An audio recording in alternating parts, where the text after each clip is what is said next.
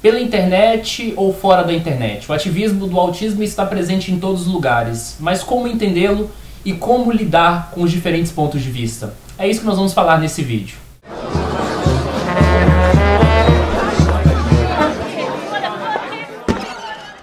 Introvertendo.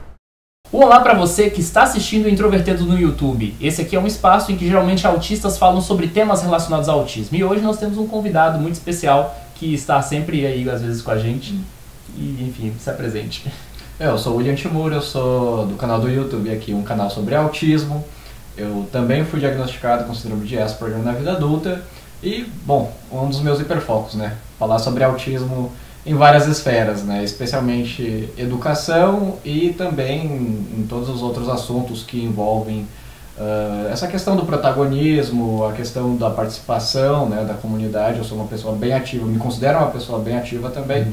E eventualmente comecei a ser considerado como um ativista também, né, do autismo.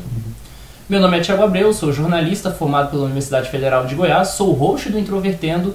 E hoje a gente vai falar sobre protagonismo autista, esse tema que de tempos em tempos sempre entra em debate e que gera muitas vezes muitos conflitos. Então, você que participa muito também, conversando às vezes com pais, conversando com outros autistas, né?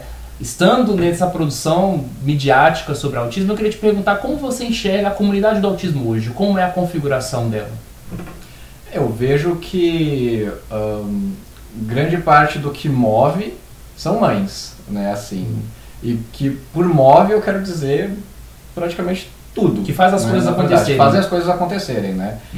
Eu vejo que tá... Eu não sou pai ainda, né? Mas eu, como você disse, eu falo bastante com mães e outros autistas, profissionais, pesquisadores, enfim. Né? Eu me permito estar em todas as esferas da comunidade que me aceitem. Se alguém tá... Enquanto eu estiver falando sobre autismo, eu quero estar, independente se é político, se é profissional, se é outro autista.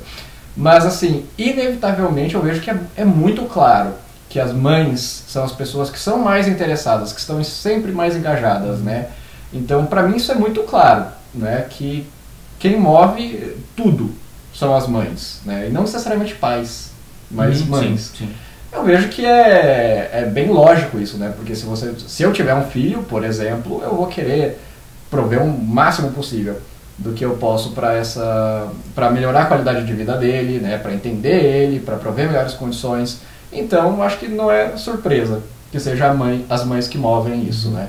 Mas, ao mesmo tempo, eu também vejo que, é claro, tem toda uma questão de que nós, principalmente, né, pessoas nessa camada de dificuldades brandas do espectro, eventualmente vamos querer falar sobre as nossas condições, quais são as dificuldades, como a gente está falando agora também. Então, nisso, eu acho que, a primeiro momento, pode até ter ficado uma imagem muito relacionada a autismo é igual a comunidade autismo é igual a apenas mães, apenas profissionais ou apenas pessoas que têm algo para falar sobre isso, mas não necessariamente os próprios autistas, né? Sim. Então eu vejo tipo familiares, amigos, isso, pessoas que são curiosas com o tema, que às vezes envolvem até pesquisadores. Isso, né, não, com certeza. Com certeza. Então eu vejo que pode ter, que definitivamente houve um período, né, nesse sentido de que, se você vê claramente, se você vai no dia da conscientização do autismo, por exemplo, você vê muito mais mães, né? E mesmo porque até pela própria condição, né, que nós temos como autistas, não necessariamente a gente vai querer estar em um evento com muitas pessoas, muita agitação ou coisas do tipo assim. Então você não vê tantos autistas, né? Mas é claro que agora, principalmente eu acho que com a internet, né, com certeza deve ter sido um fator que influencia bastante, né? Que agora autistas estão participando mais dessa discussão, né? Autistas como, principalmente as pessoas que têm uma mínima habilidade social, né? Porque se você está pela internet você vai receber críticas, então você tem que ter essa habilidade social para lidar com isso. E tem que ter condições, né, para produzir, que você precisa de internet, você precisa de equipamento, então é um segmento muito específico. Exatamente. Mas eu penso que quando a gente fala de tensões com relação à ideia do protagonismo autista, tem muito a ver com as bolhas, né? A gente, na nossa sociedade, a gente vive em várias bolhas. E eu acho que talvez seja interessante a gente traçar uma diferença entre o ativismo de internet e o ativismo na vida real. Eu vim de Goiás, né? Eu moro em Goiás desde 2013. No estado de Goiás, quem faz ativismo, pessoalmente com relação ao autismo, que que organiza associações, quem vai cobrar do poder público são geralmente os pais. E eu conheço vários autistas em Goiás, mas eles estão muitas vezes limitados no ambiente da internet. Quais são as principais diferenças que você observa entre o ativismo da vida real, digamos assim, e o ativismo que ocorre nos ambientes virtuais da internet? Pois é, eu acho que sobre isso a primeira questão assim, que é notável é que muitos autistas que eu conheço pessoalmente, principalmente os autistas de dificuldades brandas, né, no caso, síndrome de Asperger, por exemplo, e eu vejo que boa parte deles não necessariamente querem falar sobre autismo, né? Eles querem falar sobre coisas que são do hiperfoco dele. Então, muita gente, eu conheço muitos autistas que até se manifestam pela internet, mas estão falando sobre, sei lá, livros, RPG, jogos, atividades ao ar livre, enfim, o trabalho deles, coisas que interessam a eles. Então, eu vejo que muitas vezes, nesses casos, as mães deles, os pais, estão mais preocupados com a qualidade de vida deles, a sustentabilidade, o futuro deles, do que eles mesmos, na verdade, né? E como o autismo poderia estar relacionado a isso. Então, essa é a primeira questão, né, que eu conheço muitas pessoas que não necessariamente enxergam o autismo como algo que eles têm que falar sobre, que eles têm que militar sobre, ou ser ativistas, né, nesse sentido, mas pela internet, as pessoas que estão se propondo, os autistas que estão se propondo a falar sobre autismo, então eles definitivamente estão num nível de discussão mais avançado, né, porque eu vejo que eles já conversaram com a comunidade, eles já falaram muito, já produziram muito conteúdo, já discutiram muito sobre as questões básicas do autismo, que é, quais são essas dificuldades então que tem o autismo, né? O que é hipersensibilidade, o que é hipossensibilidade, o que é dificuldade de interação. E agora, por exemplo, no mês do orgulho também do LGBT, né, que foi uma questão da visibilidade LGBT, e que a comunidade do autismo, os ativistas do autismo também estão falando sobre isso, né, nesse nível mais avançado de discussão, né, que qual que é as dificuldades que alguém que faz parte tanto da comunidade LGBT quanto da parte da comunidade do autismo enfrenta, né, e que no ativismo presencial, digamos assim, você ainda muitas vezes está num nível mais rudimentar, né? Você não tem. Ou talvez não rudimentar, mas no sentido de talvez olhar para questões básicas que ainda não foram resolvidas. Que não foram discutidas como, ainda. Por exemplo, a dificuldade, às vezes, de um autista que está numa condição mais complexa de, por exemplo, conseguir ir no banheiro. Isso, exatamente. Então, eu acho que tem um pouco disso. E, às vezes, o que me preocupa com relação à carga de conhecimento. Então, quais são as credenciais que os autistas leves têm ou que autistas de condições mais complexas têm quando vão falar sobre autismo na internet, ou seja, pessoalmente? Qual que você enxerga? Quais são as principais diferenças dos temas que os autistas falam com relação ao que as outras pessoas falam? Eu vejo que, inevitavelmente, para mim, é muito intuitivo de conseguir entender quais são as dificuldades do autismo, porque eu fui diagnosticado com isso, eu vivencio essa condição, mas ao mesmo tempo, por mais que possa parecer contraintuitivo, né, não é tão fácil assim de você conseguir relacionar, né? Não só relacionar, mas também explicar, né? Verbalizar isso. Isso, exatamente. Porque, mesmo porque eu também tenho as minhas vivências, né? Eu não consigo separar o que é William do que é autismo, né?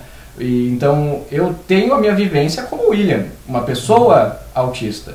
Ok, mas e aí, qual que é isolando, né, a questão do autismo em si? Por exemplo, eu quero falar sobre as dificuldades de Tiago Abreu.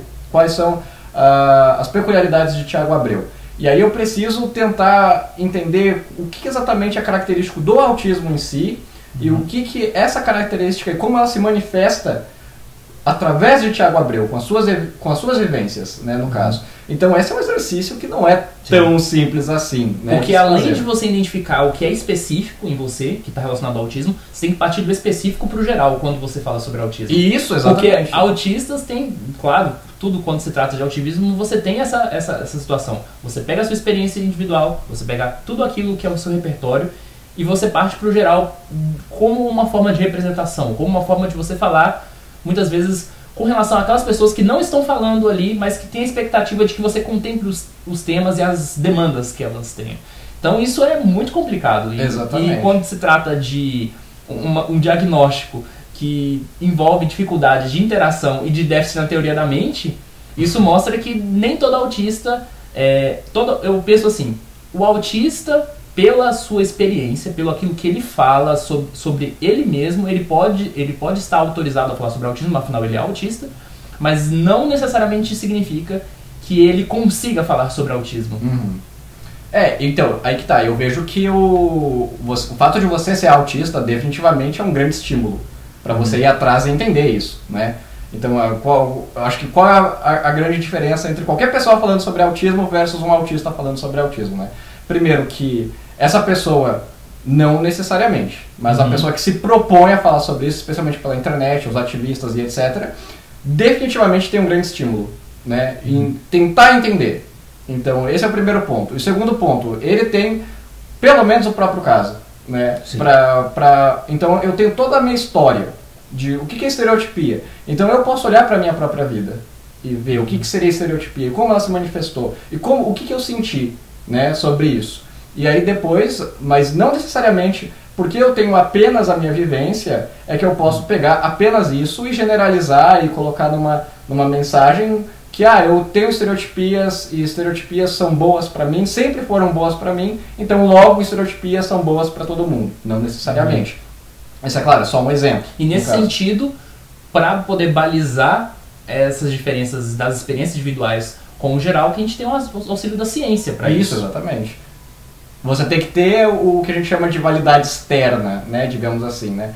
Porque, por exemplo, que tem a questão do remédio, né? Eu conheço, falo com muitas mães, e o remédio, né, hoje em dia a gente não tem nenhum remédio específico para autismo, mas a gente tem alguns remédios que amenizam alguns problemas adjacentes, né? Sim, ou que sejam de alguma comorbidade. Isso, exatamente. Então eu vejo muitos casos assim que, nossa, depois que eu dei remédio pro meu filho, o desempenho dele, assim, o desenvolvimento melhorou 200%. E aí a pessoa fala, recomendo. Exatamente. Mas ao mesmo tempo não é assim, né? Por isso que existe profissional para receitar o remédio. Você precisa testar, você precisa observar e a cada caso, né? É claro que se o remédio tem uma comprovação científica para aquele sintoma específico que ele se propõe, ok, tudo bem, né? Daí o médico ele sempre vai receitar de acordo com a melhor hipótese que ele tem, né? Sim. Mas ainda assim, cada caso tem as suas peculiaridades, né? Da mesma forma, eu tenho as minhas peculiaridades com as características do autismo, né? O hiperfoco para mim, por exemplo, o hiperfoco em programação, me permitiu desenvolver uma profissão, né, em cima disso. Sim. Mas se eu tivesse um hiperfoco em algo que fosse nocivo para mim, né? Algo como, por exemplo, sei lá, o hiperfoco em ácidos, que acredite ou não, eu quase tive. Nossa. Porque realmente eu me interessava muito em entender quais eram as diferenças entre ácidos, clorídrico, sulfúrico, etc. E se eu quisesse ter isso, né, e prolongasse esse hiperfoco de uma forma extremamente rígida, por exemplo, eu tive uma capacidade mínima de flexibilizar isso. Mas ao mesmo tempo, em um outro caso, de uma dificuldade mais acentuada, né, de um hiperfoco mais rígido, não é desejável que isso se flexibilize. Ao meu entender, na minha perspectiva de vivência de hiperfoco, meu hiperfoco quase sempre foi bom. A partir do momento que eu começo a entender que ele também é um pouco ruim. Aí tem toda aquela questão da conscientização, de conseguir entender, né, como você vivencia o autismo. Mas e no outro caso? Então eu não posso simplesmente chegar e falar, não, deixa o autista ser hiperfocado da forma que ele quiser, que é sempre bom. Foi bom pra mim, mas não necessariamente para outros casos. Sim. Eu queria te perguntar, para fechar essa discussão que é longa, então pode ser feita em vários e vários níveis, quais são as perguntas que um autista deve fazer para si mesmo antes de começar a falar sobre autismo por aí e produzir material? Nossa, que... Acho que são 3 pontos, basicamente, não necessariamente perguntas, né, mas 3 pontos que devem ser respondidos, digamos assim. O primeiro é você compreender bem a si mesmo, né? Então, não necessariamente isso é autista e neurotípico, né? Não necessariamente que, pelo fato de você ser humano, que você sabe sobre o corpo humano, por exemplo, sobre o funcionamento interno do corpo humano. Da mesma forma, não é porque você é você mesmo que você sabe como você age, como você se comporta. Pode parecer estranho, mas, por exemplo, para toda mãe que eu vejo, especialmente crianças, né, nos primeiros anos de vida, é muito claro que a mãe sabe mais sobre o comportamento do seu filho do que o próprio filho. Até hoje, né? Minha mãe sabe descrever coisas sobre mim que eu nem sequer imagino. Exatamente. Então tem esse ponto, né? Então o primeiro ponto é, você tem que ter consciência sobre como você se comporta, e o segundo ponto é você tem que entender muito bem autismo e como está relacionado com você e como não está relacionado com você e outros casos, né? Como se relacionar com outros casos. Então você jamais pode, apenas a partir da sua vivência pessoal, de generalizar as suas vivências para autismo no geral. Você precisa sim estudar, não é porque você é autista que você já sabe sobre autismo, mesmo porque quem propôs o modelo de autismo, seja ele qual o manual que você vai usar, né, para ter esse modelo, mas não foi você que propôs, sim, né? Foi uma pessoa que estudou. Sim, foram um coletivo de cientistas que estão estudando isso há muitos anos, com diversos casos, e que por uma coincidência você também se encaixa nesse mesmo modelo, né? E o terceiro ponto, eu acho que é principalmente daí se questionar que onde você se encaixa, né, sobre isso, porque você é autista, mas o que você é além disso? Você é autista profissional, digamos assim, né? Você, por exemplo, Thiago, é um jornalista. Eu sou um programador e agora estou estudando educação. Então eu me proponho a falar mais sobre educação. Eu me proponho a falar mais sobre como tecnologia pode ajudar nisso, né? Mas eu não me proponho a falar sobre as causas e a genética sobre o autismo. É claro que nada impede de eu ler sobre, estudar sobre. Sim. Mas, ao mesmo tempo, eu tenho que ter essa responsabilidade que vai ter outro autista que estudou isso 5 anos, 6, 7 anos da vida dele. Ou que você vai ter uma defasagem com relação a um tema muito específico que um profissional muitas vezes levou anos para estudar, né? Com certeza. Então você tem que ter esse questionamento, né? De que, ok, eu sou um autista, mas eu não sou apenas um autista. Eu sou um autista programador, eu sou um autista jornalista, eu sou um autista que estuda educação, que está se propondo a fazer uma pesquisa sobre algo, ou que eu hiperfoquei em determinado tema, por exemplo. Então você tem que considerar que não é somente porque você é autista que isso te dá a garantia de falar sobre tudo, absolutamente tudo, mas você tem que ter esse questionamento, então, que o que eu estou falando sobre, especificamente sobre o autismo, mais qualquer outro assunto, eu sou capaz de dissertar sobre ele melhor do que outras fontes?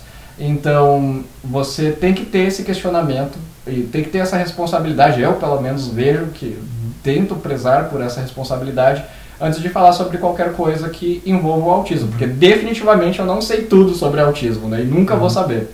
E no meu caso, particularmente, uma coisa que eu vejo muito importante, que não é um ponto central, mas quando você se propõe a produzir algo sobre autismo, é importante você conhecer outras fontes. Você saber, conhecer a comunidade, saber quais são os temas controversos, quais são as tensões, quais são os pontos de vistas, né, promovidos pelas demais pessoas. Ler o que elas defendem e não simplesmente se basear somente no que elas dizem, porque às vezes as pessoas podem se equivocar em algum aspecto. Enfim, ter essa honestidade intelectual e aí, depois que tudo isso estiver bem aprofundado, estiver bem trabalhado, partir para o trabalho. Até porque você levou um tempo para começar a produzir, né? Você teve uma experiência. E eu, por exemplo, eu só comecei a produzir um podcast muitos anos depois de diagnosticado, depois de muitos anos convivendo na comunidade do autismo e vendo como era a interação entre as outras pessoas. Enfim, muito obrigado pela sua participação mais uma vez. O canal do Ina Shimura se chama Um Canal Sobre Autismo, o link está na descrição, é só você procurar. Também acompanhe o Introvertendo, nós temos nosso Facebook, Twitter, Instagram, nosso site introvertendo.com.br, enfim, mais detalhes, todos eles na descrição, e a gente volta para mais um vídeo algum dia aí. Exatamente. Muito obrigado pela participação. Até mais.